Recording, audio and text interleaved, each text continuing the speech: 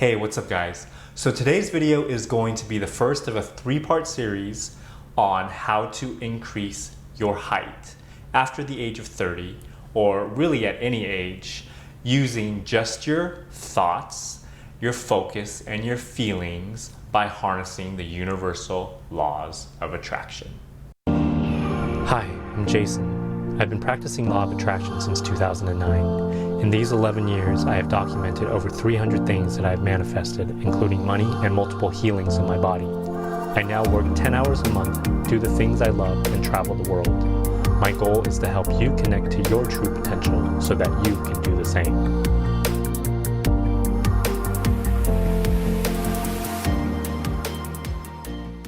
So if you clicked on this video, I'm sure you have the burning question of whether or not height increase is at all possible after adulthood. You've researched all across the internet and found countless of articles saying that growth after your growth plates have fused is impossible. But the other reason why you clicked on this video is because there is a part of you that believes or wants to believe that you can actually grow after a certain age. It is absolutely possible because I did it.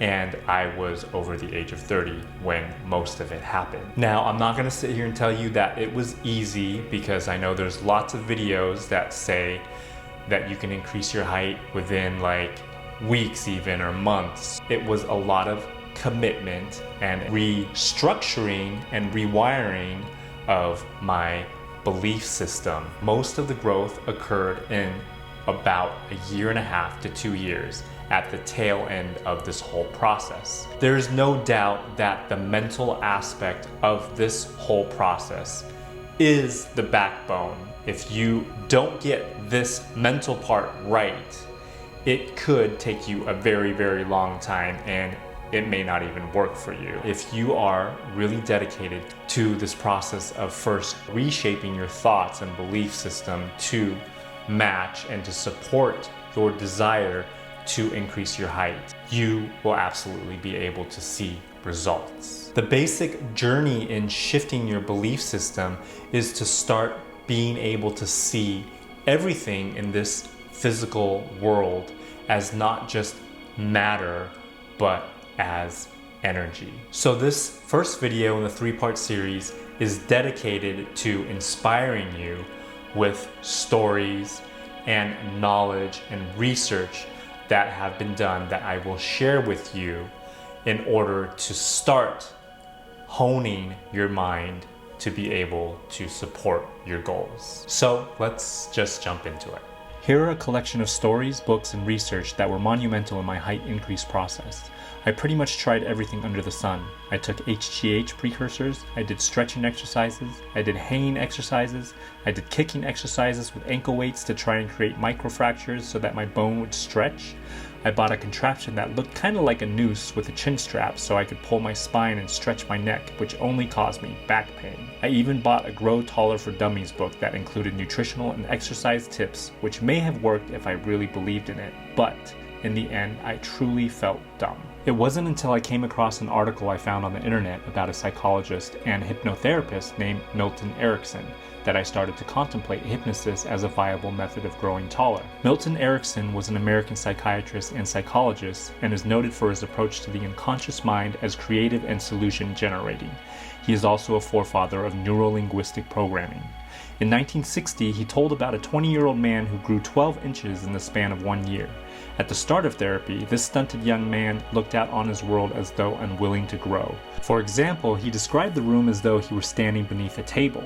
Growth began to take place when Erickson encouraged the man to hallucinate his world as though he were standing partway up a staircase. When asked by a colleague, "Why have you kept this report out of the literature?" he said, "No respectable editor of a scientific journal would publish such an impossible thing." The colleague answered, "You are the editor of a respectable journal." And Erickson said, "I would like to keep my job." Next up is Charles Fillmore. Along with his wife Myrtle, he founded Unity Church. Unity churches offer a different approach to Christianity, using scripture to teach a positive approach to life, teaching people to improve their quality of life through thought. Charles Fillmore had a debilitating and life-threatening illness when he was young, which eventually caused him to have to walk around with a cane and braces because his legs were not the same length. He began meditating and changing his thought patterns after his wife fell ill and started to practice healing through meditation.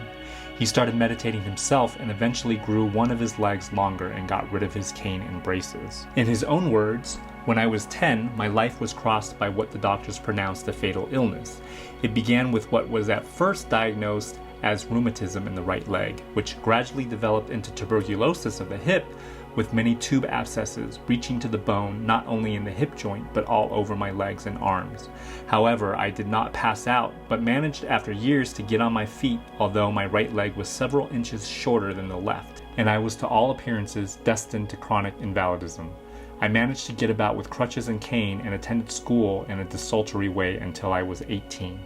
The establishment of a downtown office and the evolution of the local Unity Society is a long story. I gradually became more interested in the study and began to apply the healing principle to my own case with gratifying results. My chronic pain ceased and my hip healed and grew stronger and my leg lengthened until, in a few years, I dispensed with the steel extension that I had worn since I was a child. Next, I would like to present Zixia, or Nicole, a Chinese female who grew 4 inches in 1 year and 3 months between the ages of 22 and 23, using only her mind. As a child, she was a practitioner of Qigong and had always wanted to grow taller. She had a blog called Grow Taller with Me, which documented her height growth experience in real time. She never marketed anything for money and everything was for free. She developed her own personal method of visualization to grow taller. I followed her instructions for a little while but ended up developing my own techniques. After uncovering all of this inspiration, I started to read lots of books on law of attraction. I pretty much devoured audiobooks, especially since I did a lot of driving.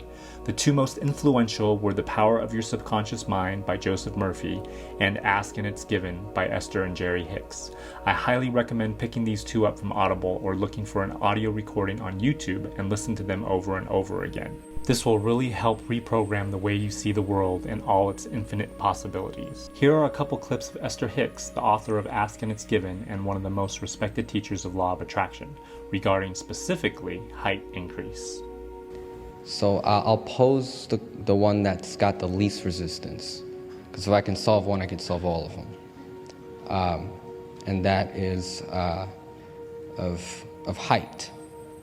So somewhere in my vortex, I'm about 5 inches taller. Now you said you know where my expansion is, and you know the path of least resistance to it.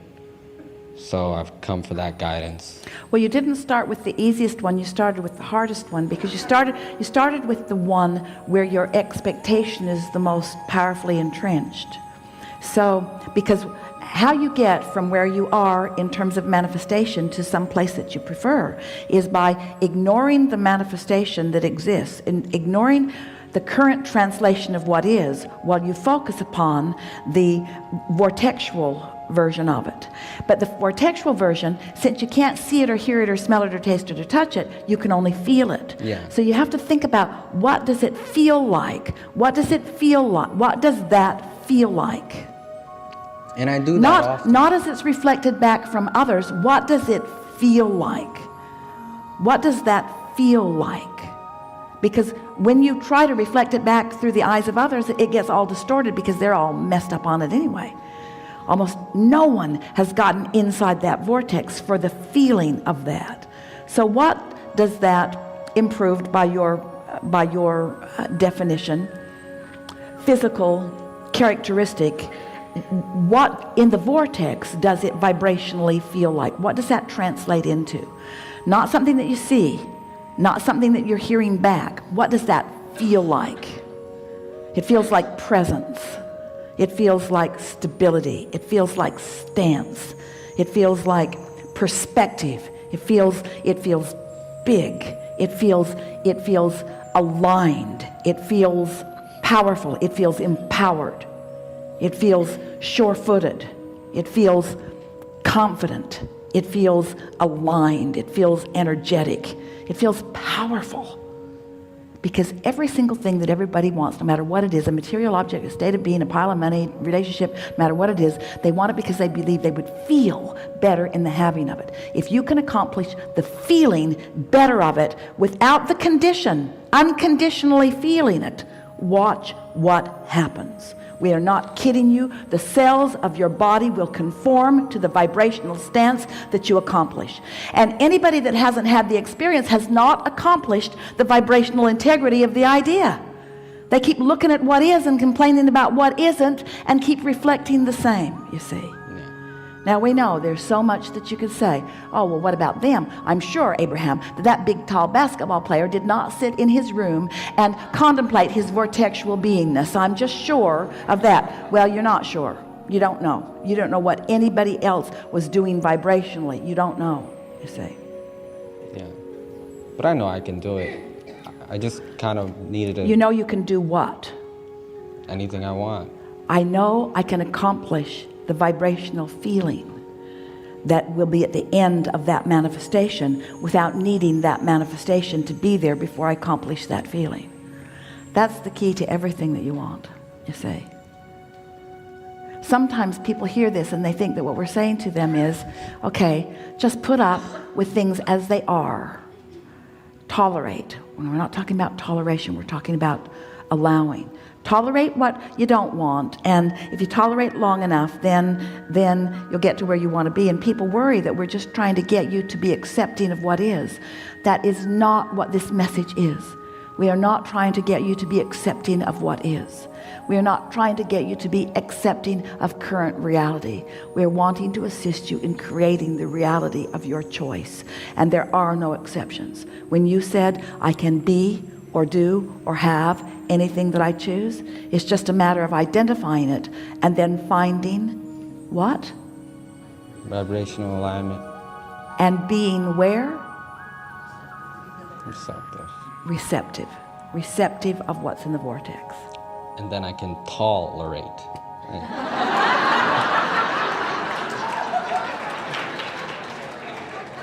That's good. So here's my question. It is on a practical level, and it might seem to some people here a little bit far out. And this is about... Nothing here is far out. Okay. And this is, are we able, or will we be able in this lifetime to recreate parts of our bodies, regrow parts of our bodies if we lost them to yes, amputation? The potential is there now.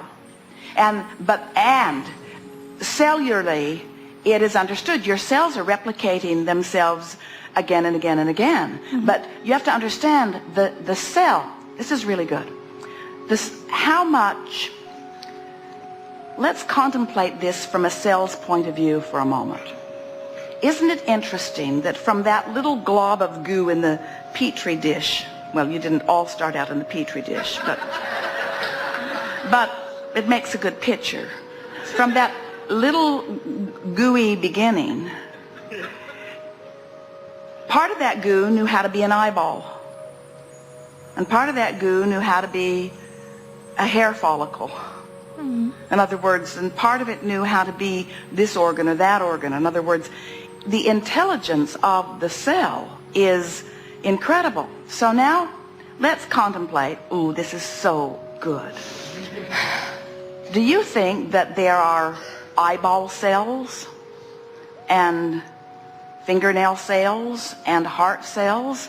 Or do you think there are cooperative cells who can align to the bigger image that's being projected by more powerful consciousness? Absolutely, yes.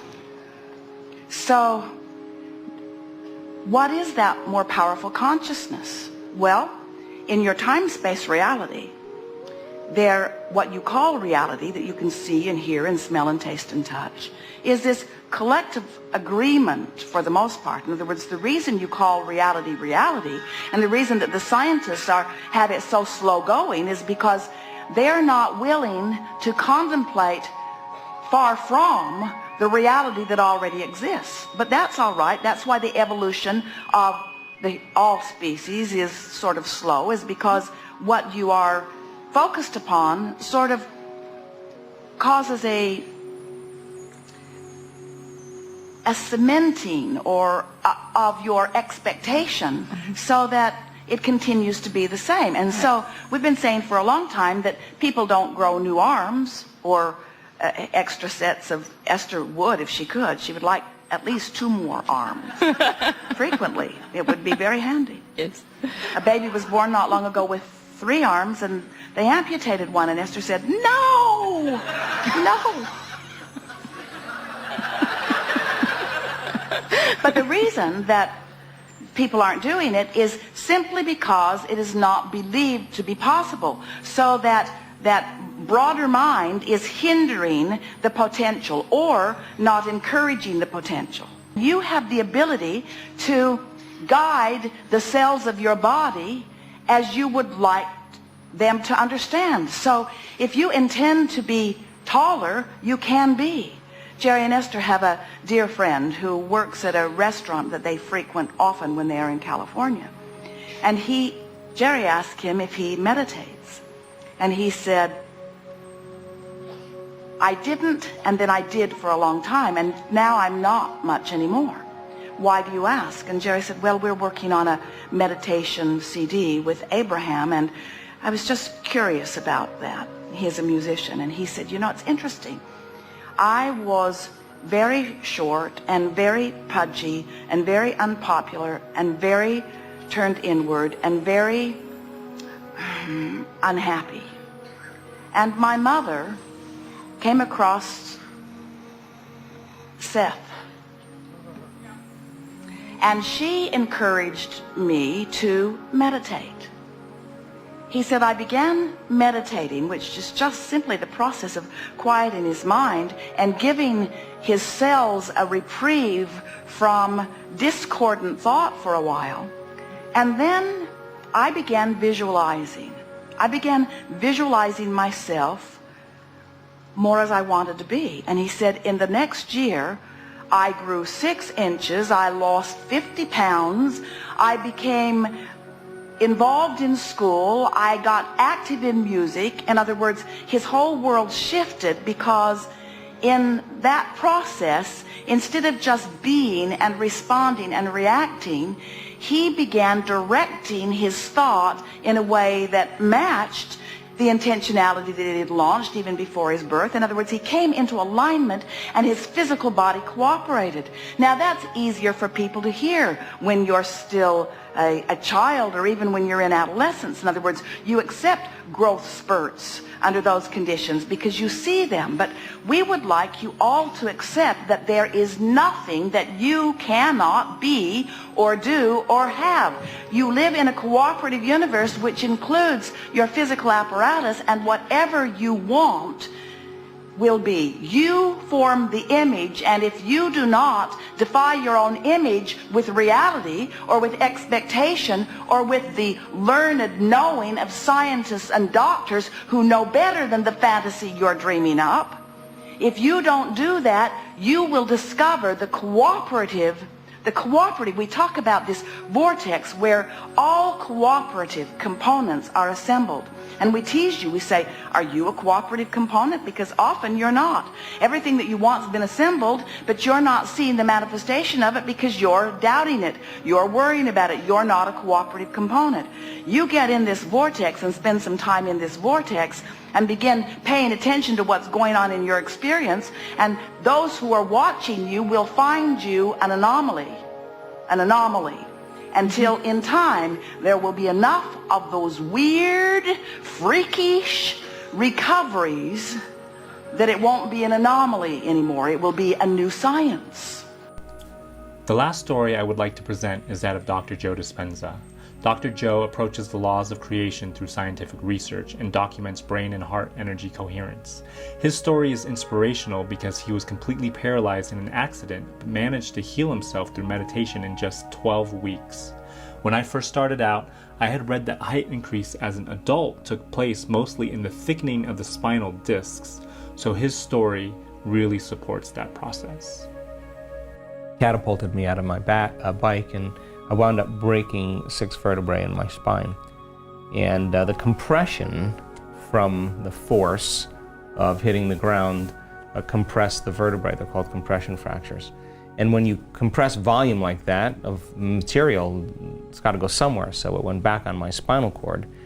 And because of the way that I landed and that I flexed forward very hard, the top vertebrae, T8, thoracic number 8, compressed more than 60%, and the arch that the spinal cord passes through broke like a pretzel. So I had multiple compression fractures. I had bone fragments on the cord, and I had the neural arch of T8 broken. So the typical protocol for that is what's called Harrington rod surgery, where they do a full laminectomy. They cut off all the back parts of your vertebrae. In my case, base of my neck to the base of my spine. But if it doesn't work, you still have the same condition. And so they told me if I didn't have the surgery, I'd probably never walk again. And so I had 4 opinions from 4 of the leading surgeons in Southern California. So I decided against the surgery, and I just thought, hell, I'm not going anywhere, I'm not doing anything, I'm laying face down. And there's an intelligence that lives within each and every one of us that's giving us life. And that intelligence is consciousness, and consciousness is awareness, and awareness is paying attention. So I reasoned maybe it was paying attention to me. So I thought, I better start paying attention to it. So I said, let me see if I could connect with it. If I could connect with it and give it a plan, a template, a design. And when I was happy with that design and I was completely present, I would surrender my creation to this greater mind, because I certainly couldn't do the healing, but it knew how to heal. Anyway, 6.5 weeks of absolute hell. I couldn't get my mind to do what I wanted it to do. I'd start reconstructing my vertebrae in my mind, and then the next thing I know, I'd start thinking about, am I going to live in a wheelchair? Should I sell my home? Should I sell my practice? And I became aware that I kept focusing on what I didn't want to have happen instead of what I do want to have happen. So I realized that when you're under stress or some type of trauma, that the hormones of stress cause us to always focus on the worst case scenario. That's what survival's about. So after 6.5 weeks, I started getting on top of it. And it took me about 3 hours every day in those first 6.5 weeks to go through it, and I was never satisfied. But about 6.5 weeks, I felt like I hit a tennis ball right in the sweet spot. I went through the whole thing. I never lost my focus, because if I lost my focus, I would have to start all over again, because it wasn't clear. Yeah, when I went through that process, Brian, and I made it through, something clicked, and all of a sudden, it got easier. And my body started to respond to my mind, I mean quickly. Pain levels dropped, my neurological condition changed, I felt like I had more energy. What took me 3 or 4 hours to do, I was doing in 45 minutes, and all of a sudden, my body started healing. And so I was back on my feet in 10.5 weeks. I was back in my life at 12 weeks. I was training again at 12 weeks. And what did doctors say about this? Well, the doctors were absolutely clear that I would never walk again, and they were absolutely clear that I had a head injury, that I was not fit to make those decisions. In 1986, you just didn't do that back then. And what caused you to even think of this? I mean, what was Joe like back then? I mean, were you open-minded to different ideas? I think I was somewhat open-minded. I was more of a philosopher. I love the principles, but this is an initiation. This is putting it all on the line. This is, and I figured, look, if I'm gonna be in a wheelchair, well, possibly, at least I gave it my best shot, you know. And so they told me that if I didn't have the surgery, they'd have to put me in a body cast for 6 months to a year. So when I went back to see one of the doctors who was the medical director at Scripps Hospital in San Diego, he was blown away and was so happy for me. He was the one that was giving me the hardest time, and he just couldn't believe it. So during that time, I just made a deal with myself that if I was ever able to walk again, I'd spend the rest of my life studying the mind-body connection and mind over matter, and I've been doing that since 1986. So I would strongly suggest that over the next 2 or 3 weeks, before the next video comes out, to really take a deep listen to the material that I have mentioned in this video, and I will link those audiobooks down below. and to really just listen to it with an open heart, with an open mind, and soak in as much of that information as you can. The more you hear it and the more people you hear it from, the more you will feel comfortable with adopting and coming into this new way of seeing the world and your body. And the second video will be my personal experience with the whole height increase process, what I did and things that I did that I shouldn't have done that you can avoid so that you can go through the process much faster. I hope you enjoyed this video and that it inspired you towards your perfect height. If you do like this video, please hit that thumbs up button.